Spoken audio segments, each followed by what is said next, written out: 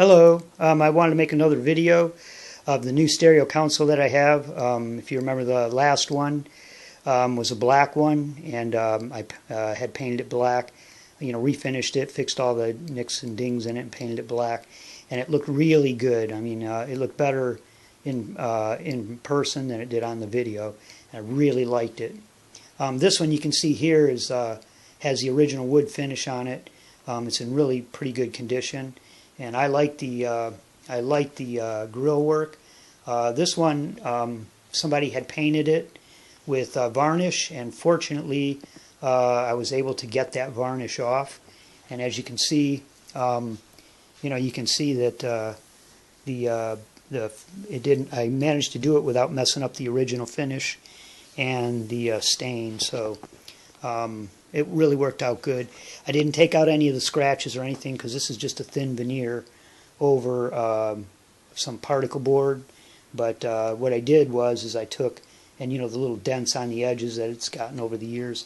What I did is I took some of the, how you get the Crayola crayon magic markers, and I used the brown one. They're water soluble, so I used the brown one and just kind of filled in any scratches. And the good thing about that is it'll work with being coated over. But of course, if you try it, you have to test it. Coating, whatever coating you're going to use. But also, if you don't like it, you can use a little damp cloth and wipe it off. So you kind of get to, you can experiment with it, and yet it'll kind of wipe off. But it worked out good on this one. This one needs so little work that I brought it inside because I didn't want to leave it outside, especially this time of year when we're starting to get a little more rain. I didn't want it to be damp, get all damp or anything.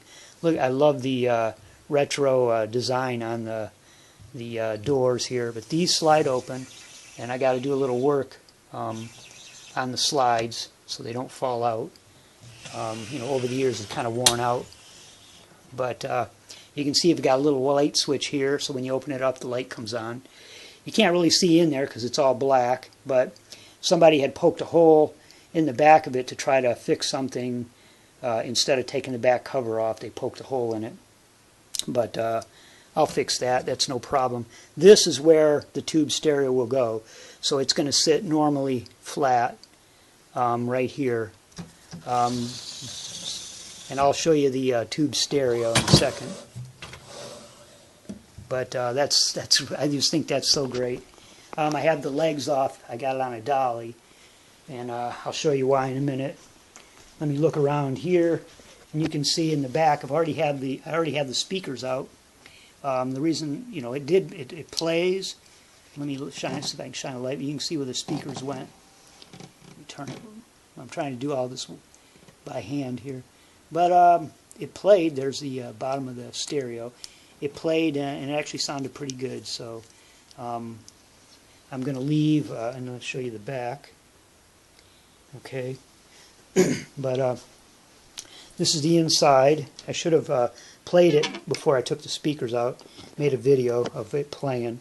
I'm going to leave this in here. This is the stereo, transistor stereo. It's a Morse, and this over here is the record player, and the motor works, and occasionally the previous owner said occasionally the plate will spin, so I've got to work on that. But you can see the woodwork and everything is fine. Let me show you the legs and what I'm doing with the stereo. The stereo weighs about, that I want to put in it, the tube stereo. This right here weighs about 37 pounds, and as you can see, I didn't even think to check, but there is no place to mount any kind of brackets or anything on here, and there's no place behind here where I could let it rest on anything, so that's why I couldn't use it in the black stereo console. But somebody will get to use, enjoy the black stereo console. This is a Harman Kardon TX 5000A, and this is a real nice little stereo here. You can see I got it hooked up some junk speakers, just testing some stuff out. Okay, I got that off of eBay, by the way. And I got this stereo console as well as the black one off of Craigslist. These are the legs, and the only thing I don't like about the legs is, one, this is just straight up and down. I just don't think it looks very good. So what I want to do is I'm either going to make a new set or have somebody else make one, like a cabinet shop or something, if it doesn't cost an arm and a leg. But I want the legs to come out on an angle, because if you notice, a lot of the 50s, 60s furniture, the legs kind of came out on an angle. This is just just doesn't look good. It's kind of too utilitarian on it. But the other thing I'm going to do with the legs, because that tube stereo weighs 37 pounds, so it's almost like having a couple cinder blocks sitting in that little cavity there where the albums went on the console. I'm going to run some angle iron, little L-shaped thick piece of metal, and I'm going to run it the whole length on each side so that the weight of the console and then the weight of the tube stereo, everything will be, instead of sitting on wood, it'll be supported by that metal, basically a metal L bracket, or a metal angle iron. And I'll do it on both sides, and that way, because if I just put this in the in that new console over time, and it probably wouldn't take very long, it would just start drooping in the center. It would just pull, even though there's you would think it would be strong enough. Eventually, that much weight in that centerpiece would just start to pull. It would just bend the whole cabinet over time. And you probably start noticing it within about a year. It'd be a little bit of a bending. But anyway, this is the back, and you can see how good a condition it is. Still has the original antenna attached, and that down there was what they were trying to get to, where the antenna goes in that little hole. But that's where they put that hole in the back of the cabinet where the records are stored. But anyway, if any of that makes any sense, that's what I'm doing with this one.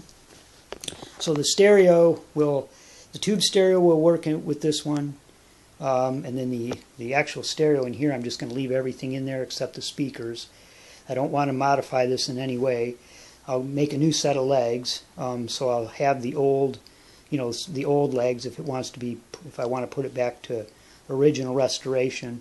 The speakers that I'm putting in here, though, the only thing I'm going to do to this, I really hate doing, but the speakers that I'm going to put in here to match the tube stereo that I'm going to put in this record, the place where the records went, the little record storage, they're 12-inch. I got one 12-inch per side plus two 5-inch tweeters on each side.